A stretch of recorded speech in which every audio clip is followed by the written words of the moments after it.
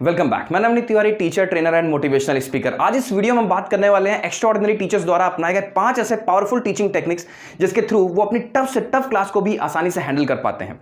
वो कहते हैं ना, मंजिल पर पहुंचना है तो रास्ते के कांटों से कभी मत घबराना, क्योंकि ये कांटे ही तो हैं जो बढ़ाते हैं रफ्तार आपके कदमों की। हमारी पहली टीचिंग टेक्निक जो है उसका नाम है हिप्नोटिज्म अप्रोच। क्या होता है ये हिप्नोटिज्म अप्रोच? जब भी आप क्लास में पढ़ाने जाओ तो बच्चों से 5 आसान प्रश्नों के उत्तर सही बुलवा दो। आपको मिल जाएंगे हर सब्जेक्ट में, हर टॉपिक में, हर जगह आपको अवेलेबल होंगे। 5 आसान क्वेश्चंस आपको आसानी से मिल सकते हैं।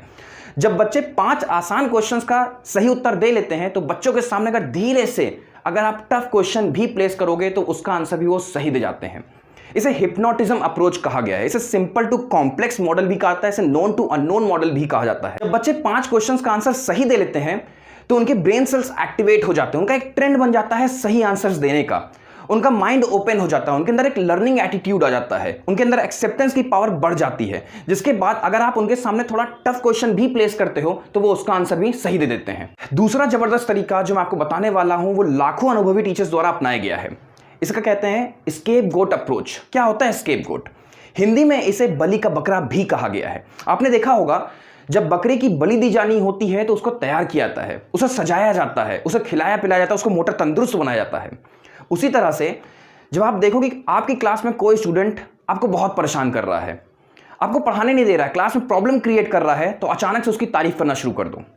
उसको मोटिवेट करो, उसके कॉन्फिडेंस लेवल को बढ़ाओ, उसको प्रवोक करो कि वो आपकी जगह पर आकर के पढ़ा के जाए बच्चों को कुछ। इसे एक्सपीरियंस अप्रोच भी कहा गया है। बच्चे को एक्सपीरियंस करा दो कि टीचर की जगह पर खड़े होकर के पढ़ाना कितना मुश्किल काम होता है। लेकिन हाँ, इस पूरे के पूरे प्रोसेस में आपको यह ध्यान रखना होगा कि बच्चे को यह फील ना हो कि आप उसको बलि का बकरा बना रहे हैं। उसको यह लगे कि आप उसे कॉन्फिडेंस लेवल को इंक्रीज कर रहे हैं। क्यों कहा जाता है let the child burn with the candle then he will get to know the candle burns. बच्चे को आग से जलने दो, तब उसको मालूम चलेगा कि आग जलाती है। बच्चे बिना एक्सपीरियंस के कुछ नहीं समझते हैं। जब वो आपकी जगह पर आकर के पूरी क्लास को पढ़ा रहे होंगे और क्लास का हर बच्चा उनकी तरफ घूर रहा होगा और उनका पढ़ा हुआ कॉन्सेप्ट भी वो अच्छे से डिलीवर नहीं कर पा रहे होंगे, तब उस बच्चे को पता चलेगा कि क्लास में टीचर आकर के कितने एफर्ट करता है अपनी क्लास को हैंडल करने में और समझाने में भी। तब उसको ये बात पता चलेगी। इसके बाद ना केवल वो बच्चा आपकी क्लास में शांत बैठेगा बल्कि पढ़ने भी लगेगा और आपको लाइफ लॉन्ग एडमायर भी करेगा कि आपने उसको अपॉर्चुनिटी दी, आपने उसके कॉन्फिडेंस लेवल को रेज किया। हमारी अगली टेक्निक बहुत कमाल की है। इसे प्रेशर अप्रोच कहते हैं। बच्चों के ऊपर प्रेशर डाल दो। जब आपको लगे बच्चे क्लास को लेकर सीरियस नहीं है तो बच्चों को आने वाले एग्जाम या फिर टेस्ट के सिलेबस के बारे में अपडेट कर दो, उसकी डेट शीट बता दो। आपको भी पता है no pressure no diamond. Diamond बनने के लिए भी एक लार्ज प्रेशर की जरूरत होती है। इसे घोस्ट अप्रोच भी कहा गया है। भूत आने वाला है, भूत आने वाला है, भूत आने वाला है, बच्चे एकदम डर के सहम जाते हैं। और मजे की बात यह है कि बच्चों के लिए एग्जाम से बड़ा कोई भूत नहीं होता है। इसे नाउ और नेवर अप्रोच भी कहा गया है। आज वरना कभी नहीं, आज वरना कभी नहीं। बच्चों को टाइम की स्कैर्सिटी फील करा दो। उनको दिखना चाहिए कि टाइम है ही नहीं हमारे पास।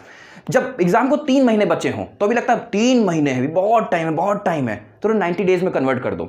अब समझ में आएगा। और ओ भाई 90 दिन, हर दिन के साथ एक दिन कम हो रहा है। एग्जाम को 4 दिन बचे हैं, 4 दिन है अभी, 4 दिन बहुत टाइम होता है, तो 96 आवर्स में कन्वर्ट कर दो। पूरा दिन उनका घड़ी देखते ही बीतेगा। इसे प्रेशर अप्रोच इसलिए कहा गया है। बिना प्रेशर के ब्रेन तेजी से काम नहीं कर पाता। जितना प्रेशर होगा ब्रेन उतना एक्टिवली पार्टिसिपेट करता है किसी भी टास्क में। मैं अब आपको अगली टेक्निक पर लेके चल रहा हूं, मैग्नीफाई अप्रोच। जब आप किसी छोटी चीज को मैग्नीफाइंग लेंस से देखते हो तो क्या होता है, वो छोटी सी चीज आपको बहुत बड़ी सी नजर आती है। क्या वो सच में बड़ी होती है? लेकिन ऐसा नहीं है ना। इस अप्रोच में हमें यही करना होता है। किसी एक नॉर्मल टॉपिक को, किसी एक नॉर्मल क्वेश्चन को हमें मैग्नीफाई करके यानी बढ़ा चढ़ा करके बच्चों के सामने दिखाना होता है। उस टॉपिक की या फिर उस क्वेश्चन की इतनी तारीफ कर देनी होती है कि मानो बहुत इंपॉर्टेंट हो। बच्चों से बोलो कि ये टॉपिक बहुत इंपॉर्टेंट है, ये सबसे ज्यादा बार रिपीट हुआ है एग्जाम में। और खास बात जानते हैं क्या है कि ये आज तक पूरे हिस्ट्री में बच्चे कभी इस टॉपिक को एक बार में नहीं समझ पाए। और इतना कहते ही बच्चों को यह भी बताओ कि अगर बच्चे आप सीरियस रहे तो आप आसानी से समझ भी लोगे और कभी इस टॉपिक को भूलोगे भी नहीं। लेकिन हाँ, यहां पर आपको एक बात ध्यान रखनी होगी कि वो टॉपिक सच में बहुत टफ नहीं होना चाहिए। वो एक नॉर्मल टॉपिक ही होना चाहिए जिसे आप बच्चों को समझा भी पाओ आसानी से। इसे ग्लोरीफाई अप्रोच भी कहा जाता है, इसे लायनाइज अप्रोच भी कहा जाता है। शेर के समान बड़ा दिखा दिया जाता है एक छोटे से नॉर्मल से टॉपिक को। इतना सुनते ही बच्चे सीरियस हो जाते हैं, वो ध्यान देने लगते हैं, उनका ईगो हर्ट हो जाता है कि अच्छा ऐसा है तो मन ने पहली बारी में इसको सीखना है। उनको अपॉर्चुनिटी नजर आती है कि कुछ तो करने का मौका मिला है उनको और वो करके दिखाएंगे इसे। और धीरे से जब आप उस क्वेश्चन को एक्सप्लेन करना शुरू करते हो, एक तो क्वेश्चन पहले से ही बहुत आसान होता है और आप उसको अच्छे से समझा भी लेते हो, तो बच्चे कंफ्यूज हो जाते हैं, यार टॉपिक सच में टफ था या फिर मैं ही बहुत ज़्यादा इंटेलिजेंट हूं। इससे जो वीकर स्टूडेंट्स होते हैं उनका भी एक इंटरेस्ट आ जाता है आपके सब्जेक्ट को लेकर के, वो पढ़ने लगते हैं। उनको लगने लगता है कि हमने ऐसा क्वेश्चन समझा है जो हिस्ट्री में आज तक कोई नहीं समझ पाया, पहली बारी में हमने पहली बारी में सीख के दिखाया है उसे। हमारी जो लास्ट टेक्निक है वो बहुत कमाल की है, इसे सर्वाधिक टीचर्स अपनाते हैं, surprise them with surprise test. आप चुपचाप जाके क्लास में एक सरप्राइज टेस्ट ऑर्गेनाइज कर दीजिए, इससे बच्चे शॉक्ड हो जाते हैं, अरे टेस्ट हो रहा है। इससे आपके पुराने चैप्टर्स रिवाइज भी हो जाते हैं और बच्चे पढ़ाई को लेकर थोड़ा सा अवेयर भी हो जाते हैं। इसे आरबीटी अप्रोच भी कहते हैं, revision by test approach. Class में छोटे छोटे टेस्ट होते रहने चाहिए, इससे क्लास में टीचर का फुल कंट्रोल हमेशा बना रहता है और बच्चों को उनकी पढ़ाई का लेवल भी पता चलता रहता है। अब टेस्ट आपका किसी प्रकार का भी हो सकता है, रिटन भी आप ले सकते हो, ओरल भी ले सकते हो, लेकिन हाँ एक बात ध्यान रखना होगा आपको कि टेस्ट आपका 15 से 20 मिनट का ही हो, इससे ज़्यादा एक्सटेंड ना करें।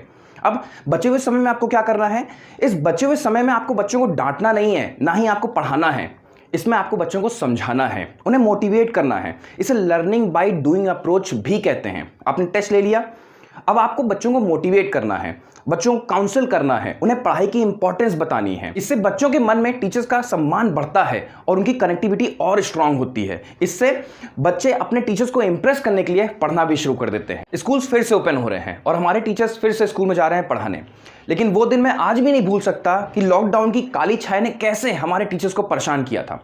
और फिर भी हमारे टीचर्स का दिल देखिए, उन्होंने अपने स्टूडेंट्स को बिना सैलरी पाए भी पढ़ाया था, सिर्फ ये सोच करके कि उनकी पढ़ाई का नुकसान ना हो। लेकिन मैं नहीं चाहता कि हमारे टीचर्स को ऐसा दिन दोबारा देखने को कभी नसीब हो, इसलिए हमारी कंपनी ने संकल्प लिया है कि उन टीचर्स को डिजिटली ट्रांसफॉर्म करते हुए उनका खुद का ऑनलाइन इंस्टीट्यूट स्टार्ट किया जाए। क्योंकि हाँ ये बात तो हम सबको पता है कि जितना वो 8 घंटे की ड्यूटी स्कूल में दे करके अर्न करते हैं, उससे कहीं ज्यादा वो ऑनलाइन अपने घर से ही पढ़ा करके लाखों कमा सकते हैं। इस बात का ध्यान रखते हुए हमारी टीम ने अपने टीचर्स के लिए स्टैंड अप एजुकेटर नाम का एक कोर्स लॉन्च किया है, जिसको अगर आप अटेंड करते हो तो उसकी हेल्प से आप खुद को ऑनलाइन डिजिटली ट्रांसफॉर्म कर सकते हो और खुद का एक ऑनलाइन इंस्टीट्यूट स्टार्ट भी कर सकते हो। इन 5 में से कौन सी टेक्निक आपको सबसे ज्यादा पसंद आई, हमें कमेंट करके जरूर बताइए।